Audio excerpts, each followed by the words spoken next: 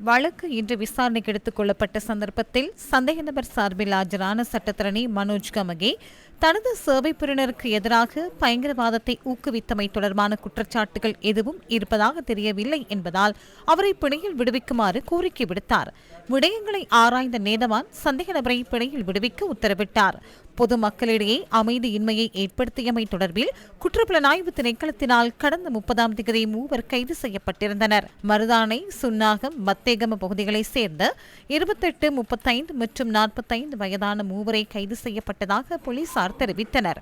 பொதுமக்கள் மத்தியில் குழப்பத்தை ஏற்படுத்துவதற்கு முயற்சித்தமை மற்றும் தடை செய்யப்பட்ட அமைப்பின் செயற்பாடுகளை ஊக்குவிக்கும் வகையில் உண்மைக்கு புறம்பான பிரசாரங்கள் மற்றும் காணொளிகளை ஃபேஸ்புக் மூலம் பரப்பிய குற்றச்சாட்டில் தண்டனை சட்டக்கோவையின் 120வது பிரிவு மற்றும் 1978ஆம் ஆண்டின் 48ஆம் இலக்க பயங்கரவாத தடுப்பு தற்காலிக ஏற்பாடுகள் சட்டத்தின் 27வது சரத்தின் கீழ் மூவரும் கைது செய்யப்பட்டனர்.